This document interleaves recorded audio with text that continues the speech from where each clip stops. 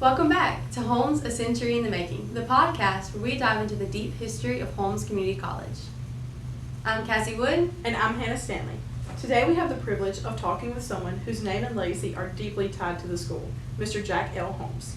Mr. Holmes attended Holmes in 1951 to 1952, where he was a quarterback for the football team. He also helped lead the baseball team to a North Mississippi State championship, and he was a proud member of the H Club. But his story doesn't stop there. From serving in the Marine Corps to becoming vice president at the Grenada campus, Mr. Holmes has been a student, teacher, leader, and mentor in the Holmes family. Mr. Holmes, thank you so much for being with us today. Well, thank you for inviting me. Let's start by going back to your student days. What was it like on campus in 1951 and 1952? Well, I enjoyed it very much. I came from a small school in Salis, and back then I lived close enough and did not stay on campus during the on weekends normally, but I did play baseball and football, so that took up a lot of time. Sometimes I did stay here, but back then it was a little different. We hitchhiked. Mm-hmm. People down here didn't have cars like you guys do now.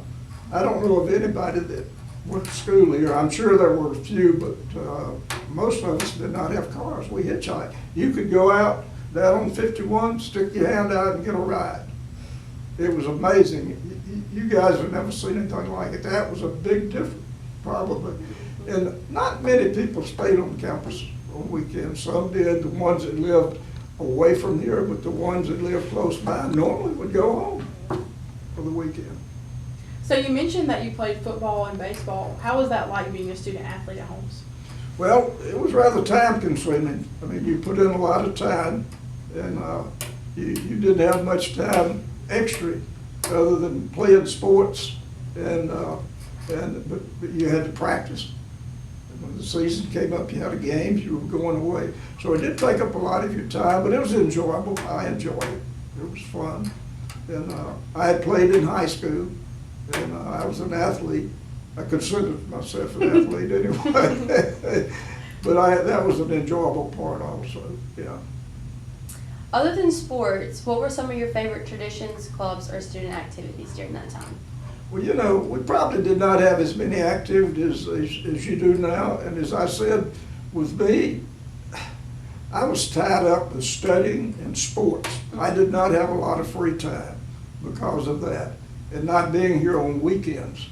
And but during the week, I was involved in sports or studying. So after And I did look at the girls occasionally.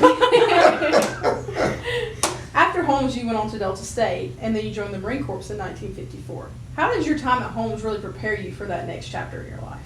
Well, it did a good job.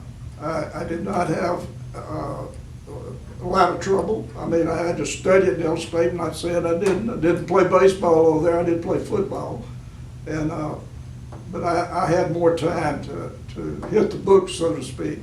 Yeah. And at Delta State, I did not go home every weekend as I did when I lived here. But I did hitchhike. When I'd go home, I'd hitchhike. Except my senior year, and a person from Salis that was over there, they had a car, so I'd ride back. But anyway, it was a little different. But most of my time was spent either in the books or in sports at Delta State. Delta State was a good school for me. It prepared me. Holmes prepared me to begin with very well. So I did not have any trouble academically with Delta State. I mean, it was not that easy, but I think I was well prepared when I left Holmes. Good. The 1950s and 60s were such transformative decades. From the aftermath of World War II and the beginning of the Civil Rights Movement, did you feel those changes as a young student and later as a teacher and administrator? Well, yes, there was a change, and really this was when I started college. This was the Korean War was going on, and World War II. Of course, it happened before. Not that did not have an impact, because it did, but we felt the aftermath, and it was going on while I was in college, and it was over by the time I got out, fortunately. when I ended at Delta State, the Korean War had ended. But that had a tremendous impact on all of us. It really did. Looking back, how did the national events going on influence the way students throughout education impact their education and their future? Well, for one thing, we were in a conflict a lot of the time, and the war was going on, Korean conflict was going on, and you either stayed in college or you went to war, so to speak, and that probably had an impact. And just the fact that preparing yourself for what's going to happen after the conflict was over, I think it made you more conscious of what you needed to do in school to prepare yourself in later life. It did make an impact on you, it really did. You earned your master's from Mississippi State and eventually became a leader in the Holmes Vocational and Technical School. Could you share what it was like starting at the Kosciuszko Skills Center in 1970s? Yes, I had been working in, I was out of the Marine Corps, and I was working in California. In fact, 3 of my 4 children were born in California. And my dad was teaching adult basic education in the Kosciuszko Skills Center. And he was retiring. And my wife and I decided we wanted to move back to Mississippi. So that really gave me an opportunity to come back. Because I had at that time 3 children and a wife to support. So this gave me the opportunity to come back to Mississippi, which was a blessing to me. And later you went on to serve as the assistant director, then director of the Grenada Center, and eventually vice president. How did you see Holmes grow and change during those years? There was tremendous growth. I mean, we started, Grenada and Ridgeland started the same year, 1986. I went to Grenada and opened the campus up there, and John White went to Ridgeland, and that's when we opened the campuses. And there was tremendous growth because of those campuses. I don't recall what happened here at Goodman. I guess they stayed about the same, but that did offer tremendous growth. We've read through the yearbooks and bulletins from the 1950s through the 1970s, and it's amazing to see the expansion of the buildings and programs. What changes on campus stand out to you the most when you look back? I'm sorry, repeat that again. What changes on campus stand out the most to you when you look back to your days as a student and compared to what it looks like now? Well, obviously there's a lot more buildings. And times have changed. I'm sure there's a lot of cultural change that has happened since then. But just coming to Goodman campus, it's so much larger than when I was a student down here. Played baseball right out here. Really? That's where the baseball field was. Yeah. That's cool. Yeah, and there's been a lot of changes, Yeah. especially on this campus. Yeah, and I come back, it's just amazing how it's expanded, and all for the better. I think it's a lot better.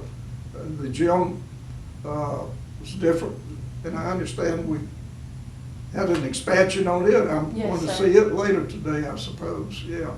But there has been many changes, and I think all for the better. It looks better. I'm very proud of what has gone on building-wise on all 3 campuses. Yeah, it's amazing to me to go to Ridgeland to see what's happened down there because they have so many nice new buildings there also. Today, students walk through facilities, including the Jack L. Holmes Library, named in your honor in 2014. What does it mean to you to know that your name is now a permanent part of the Grenada Center? Well, it's an honor. I feel honored to have that.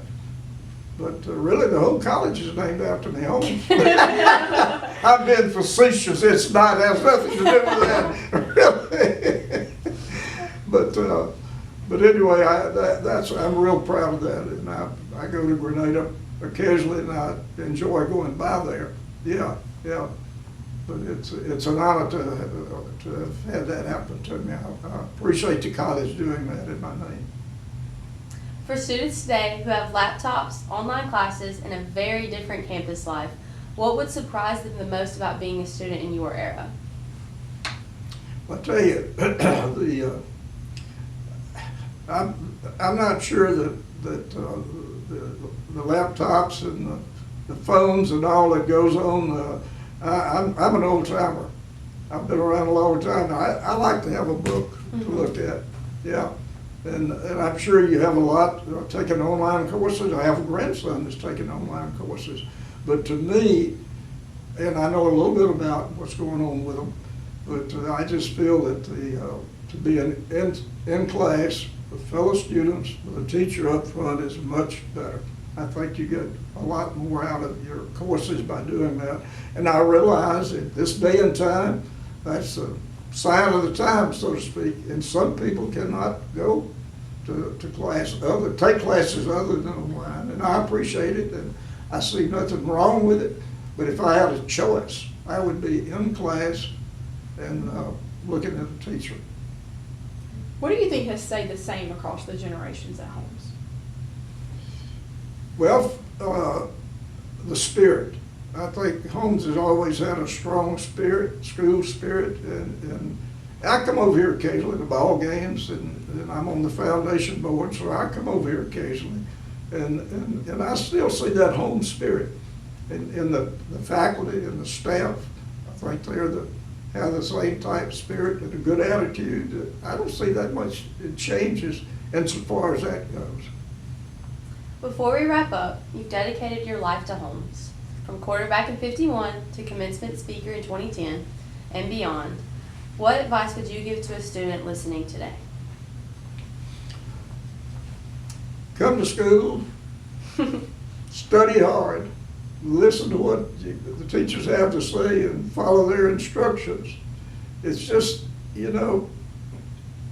as I said, I'm not much online. I just think you get more out of it if you're on campus. And you go ask me about. What would you like to say about it? I would like to say that. For y'all watching, Mr. Holmes in 2010 was the vice president, correct? Yes. And that's when Grenada PTK won this champion, the most distinguished chapter. Yes. Most distinguished chapter. A lot of emphasis on Phi Theta Kappa, and I'm sure they still do today. And Yes, I want to sir. congratulate you guys for being in Thank Phi you so Theta much. Kappa. So much. And it's just an honor to be in, and that's something that'll follow you the rest of your life, not just while you're here. And it's going to look good on the resume too. Yeah, so I encourage you to do as much as you can in Phi Theta Kappa. And I'd like to see Holmes have that most distinguished chaplain. You gonna get it this year? We hope so. You hope so? Yeah. Well, good luck to you. Yes, sir. Thank you. It's quite an honor to be a member, and I thank you guys for inviting me to say a few words about it. Yes, thank you so much for your sharing your memories and wisdom with us. Okay. And thank you, listeners, for joining us on this journey through Holmes history. Be sure to check out our archives, yearbooks, and campus tours to explore even more about how Holmes has changed throughout the years. And this is Holmes, a century in the making.